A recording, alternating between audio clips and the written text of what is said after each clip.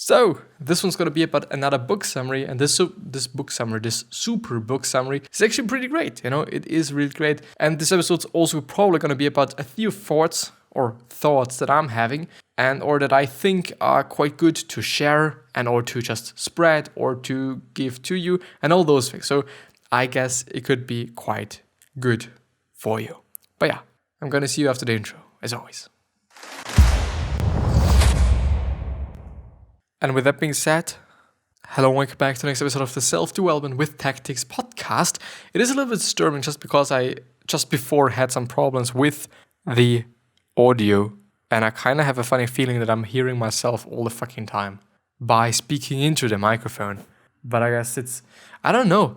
It could just be like I'm only thinking about it just because it actually happened just before, that when I'm then actually speaking into my phone, it is also just sending it out, which is quite something interesting and quite something funny. It's not pretty cool, because then it is broken and I actually had to start the episode again, which was quite fine, But yeah, I think we should just start the episode. I'm actually really happy to record this episode in this manner or in this way, just because I didn't really think that I'm going to be able to record this in such a good way, because I assume that everyone's going to be asleep at home just because I recently came home, or I just actually came home.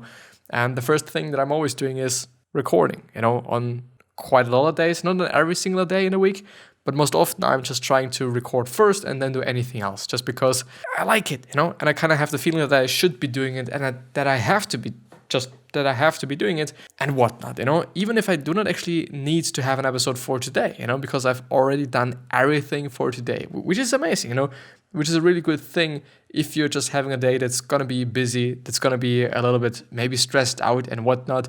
Then it is definitely a pretty good thing to, pre-produce some things. So yeah, let's actually head into the summary, and I might be adding some things that I was thinking about later on. And as you can see on the left side of the screen, this summary is called The Bad of Procrustes by Nassim Nicholas Taleb, or Nassim Nicholas, or Nicholas. I don't know, it might also be, no, it's probably not going to be German, probably not. It's probably going to be something else. Who is the author of The Black Swan and also Anti-Fragile, which both are pretty known books, and I think just pretty famous as well, not only known, but I think it's also relatively good books, especially Anti-Fragile. I would say that Anti-Fragile is actually better than The Black Swan, because I don't know, I've always seen The Black Swan as just one of these books that's actually not that good, and all the summary lists that I've seen and all the book lists that I've seen. But I don't know, it might also be just one of the things that, okay, if you have just once read that a book is bad, then you're just not gonna read it, even though you don't actually know if it actually is a bad book, Because just because somebody rates it as a bad book doesn't necessarily have to say or have to mean that it is also going to be a bad book. But yeah, this book is actually rated 9 out of 10 by the person I am on the site of, on whatever. Everything is going to be down in the description. So if you're searching for something, it's hopefully going to be in the description. And if it is not in the description, please hit me up on social media, on everything quite, whether it be Instagram, preferably actually, and or Twitter and or LinkedIn. Facebook, in theory, yeah. Will I be answering to you? Probably not, so please just hit me up on Instagram. It's probably going to be the best, and or on Twitter or TikTok, you could also be doing that. But let's actually go through the summary, without wasting any more time. High-level thoughts. No other book can get me into a good groove of thoughts as quickly as this one. The joy of aphorisms is that they are bit-sized pieces of thought meant to get you going. So you can jump around and find ones that fit the moment and you're off. Don't read this as your first Taleb book though. Which I can actually understand, because it is actually, I assume, kind of a collection of just thoughts or, actually aphorisms, which is actually quite short things, as he also says, which is, at least at my point of view, actually something that's pretty cool, because it also reminds me on quotes, which is also something pretty nice, because it is something short. It is something that you can just look into and then start actually thinking, as he as well says. But I really enjoy these things. It might also be one of the reasons why I do enjoy Tribe of Mentors by Tim Ferriss, and also Tools of Titans by Tim Ferriss, which are, at least in my point of view, or at least as I have experienced them, just because I only went through the summary, these are quite similar to this quote-unquote concept. But yeah, let's actually go through these aphorisms. Aphorisms, by the way, are just things that describe, or is actually the word that describes things that are always like that. As for example, I'm actually looking it up. So a pithy observation which contains a general truth. The old aphorism, the child is father to the man, which actually I don't understand, but yeah, maybe there's actually more examples. The debate begins and ends at the level of aphorism, with commentators saying that something must be done. A conscious statement of scientific principle, typically by a classical author. The opening sentence of the first aphorism of Hippocrates. And in German, it would actually be eine Maxime, I would say. Or actually also aphorism, if you just want to take this one. So it's just something that's always going to be the case, you know? I would say no matter what language says, probably. So let's talk about gravity, I guess. You know, because it is there. You know, whether we are having a word for it or not, it is still fucking there. So yeah, it wouldn't be appropriate to summarize any of the aphorisms, as Taleb says himself. My best definition of nerd, or of a nerd, someone who asks you to explain an aphorism. Well, so instead, here are some of my favorites from the book. I strongly recommend you get it yourself, as this is less than 5% of them. And it is already quite something, you know, so I assume that the book is gonna be a little bit longer, but I don't know. Your brain is most intelligent when you don't instruct it on what to do, something people who take showers discover on occasions. I would say so as well, you know, it is actually the truth, you know. It is something that you probably have experienced as well, that if you're forcing your brain to do something intelligent, to do something smart, to do something that's good maybe as well, then it's probably not going to do that. But if you are in a situation where you actually have to improvise and you have to do something that you kind of didn't really expect from yourself as well, then chances are pretty good that you are going to be able to do something that's great or intelligent or smart or whatever you want this to actually be. It is harder to say no when you really mean it than when you don't, which is also quite the truth. You know, I actually assume that everything of these things are going to be the truth just because they are aphorisms, or whatever the plural is actually, I think it is. Maybe. The most painful moments are not those we spend with uninteresting people, rather they are those spent with uninteresting people trying hard to be interesting. Maybe you can relate to that. I don't actually that much, you know, I can't relate to that much. Just, I don't know, I might just only be around people that are not trying to be interesting, maybe. I don't know, like it truly comes up to who you are and your surroundings and whatnot. If you get easily bored, it means that your bullshit detector is functioning properly. If you forget some things, it means that your mind knows how to filter. And if you feel sadness, it means that you are human. Maybe my favorite one in the book, which I also really, really enjoy. And therefore, I'm also going to repeat it. If you get easily bored, it means that your bullshit detector, actually, as he says, the BS detector is functioning properly. If you forget some things, it means that your mind knows how to filter. And if you feel sadness, it means that you're human. We need to feel a little bit lost somewhere, physically or intellectually, at least once a day. And as I've been thinking about it, I would actually say that it does make sense to say something like that. Even though, like, if you're talking to people, you know, and it actually happened to me today, and I've been like, well, I don't really think that you should be living off of your parents, you know. I really believe that you should just be able to finance whatever you're willing to do by yourself or on your own, basically. You know, this is what I think about quite often, actually, and quite intensely as well. And I quite do not really want to live off of my parents' money. You know, I'm actually doing it. You know, I'm not having a job, I'm not making any money, but I guess I'm actually in a pretty great way, maybe, you know. But we're gonna see what the future is gonna hold for me, what the future is holding for me. But like, just, you know, it's, at least in my point of view, it also depends on how you live off of them. You know, I'm not trying to just spend my money on any fucking thing, which enables me to not use any of my money. You know, which of course, a portion of the money that I'm having is just something that I worked for, of course.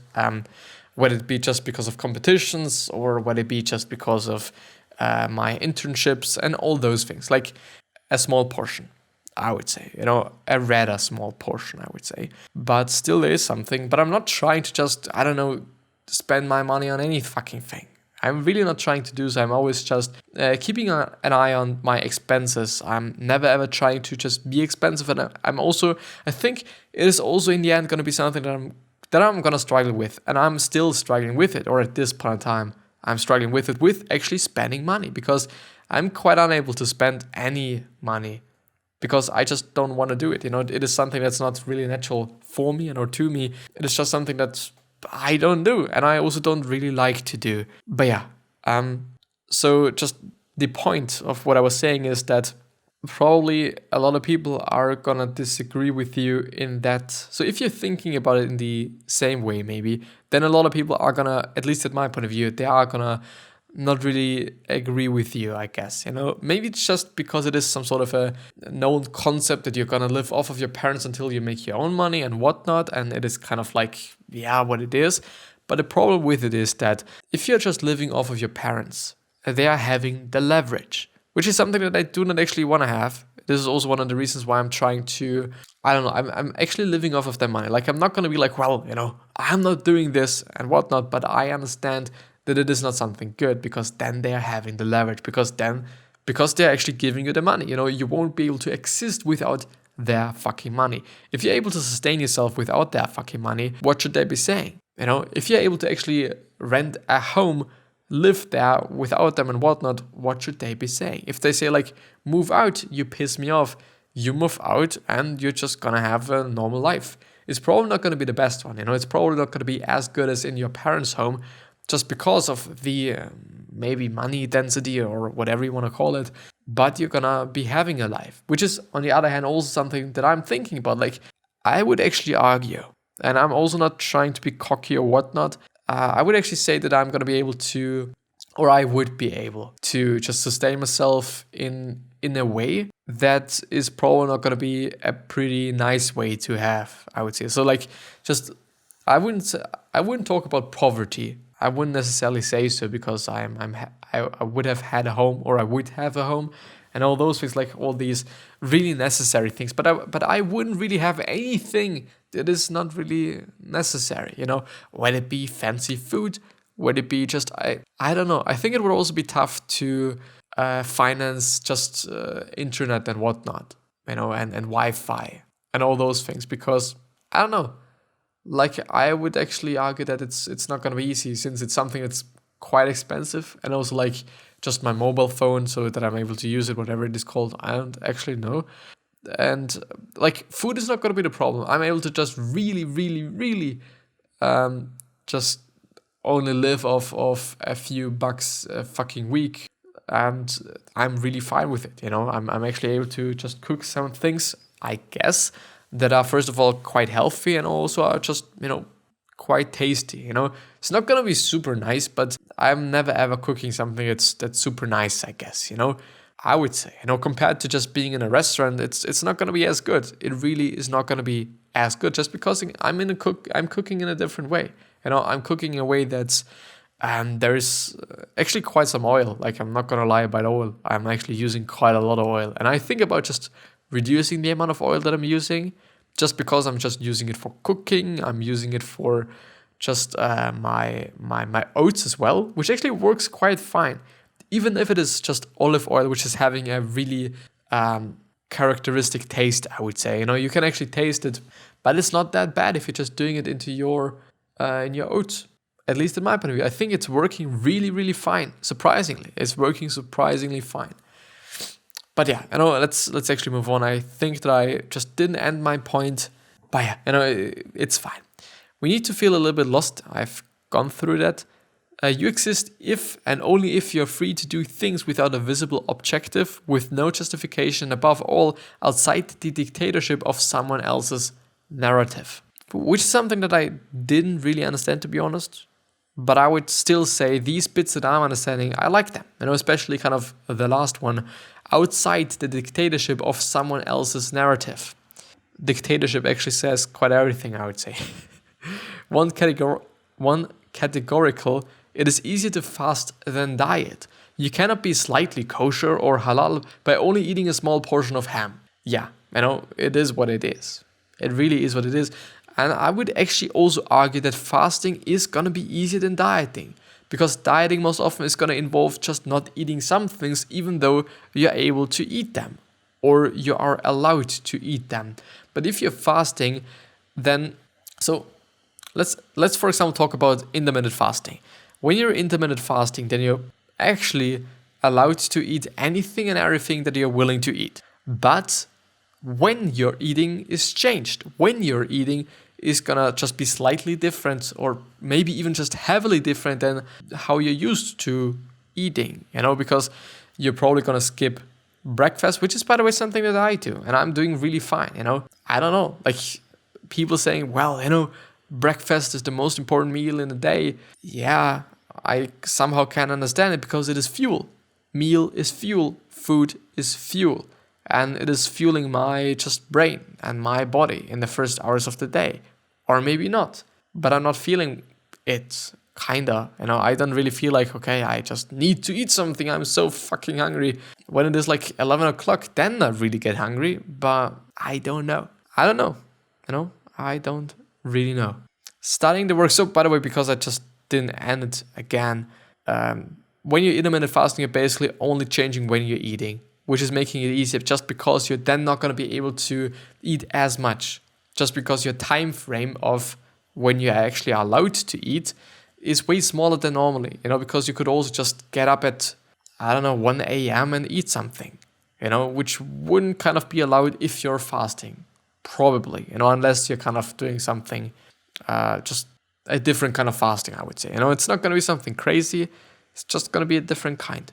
Studying the work and intellectual habits of a genius to learn from him is like studying the garb of a chef to emulate his cooking. Which is something that some other people also have been talking about. Like, I think it's been actually Gary Vee. And he said that if you're just having a look at some things that worked in the past for somebody, why the fuck should it first of all be working nowadays? Like, of course, there's going to be things that are going to work nowadays as well, But on the other hand, like, it is working for this person. Of course, on the other hand, there are also just some general things that are going to work for just quite a lot of people. And I would just say trying it out works quite fine, I would say. Trying it out is something good. What fools call wasting time is most often the best investment. In terms of the podcast, some people might definitely think that whatever I'm doing is gonna be just such a fucking waste of time. Just because there's nobody watching. Just because there's nobody that is listening. Just because of the early stages of this podcast, or the early stages this podcast is in. But I don't know.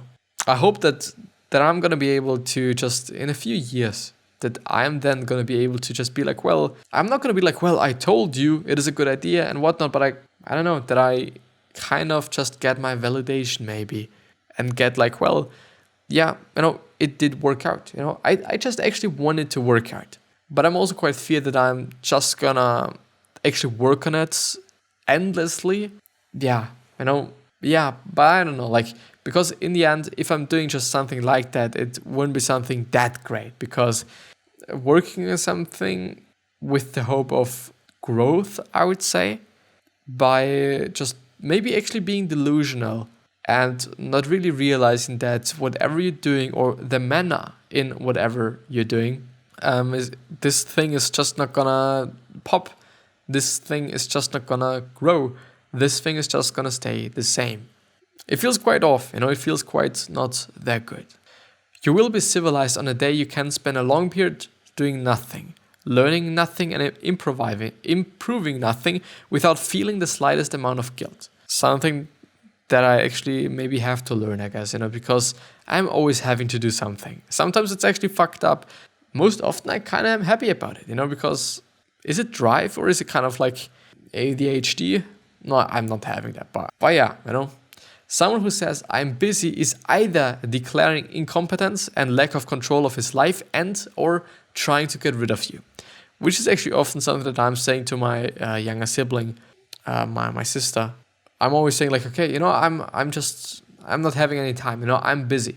which actually is the case, because when I'm saying it, then I'm actually having something to do. But I kind of also have the feeling that I should be there for her, and I'm also trying to do so. I really am heavily trying to do so, because I'm having an older brother, and so therefore she's also having an older brother, and like, of course, like, my older brother has been like just such an incredibly important person in my life, but just because we are just only 3 years, like, he's 3 years older than I am, therefore we just grew up together, which is not the case for me and my sister. Like, I think it's 9 years, and therefore it's gonna be 12 years for my brother. So she's 9 years younger than me. Therefore, like, yeah, it is fucked up sometimes, and I kind of feel like, well, she's more or less growing up as is it single child or something? Like, just an alone child, somebody that is just alone, which is quite fucked up. Not only is she going to develop certain character traits that are gonna be just specific for these children, I guess, because I don't know, I had to just share things with my brother. I just had to just play with my brother and all those things. Like, these are all gonna be just some things that are incorporated into your brain. I at least believe. I don't know, there's probably gonna be some studies on that. And still, like, I don't know, I'm actually sometimes really, really sad about that. I really am, because I'm just seeing that she's always having to play on her own, and there's actually now nobody. I'm actually kind of feeling like really sad right now.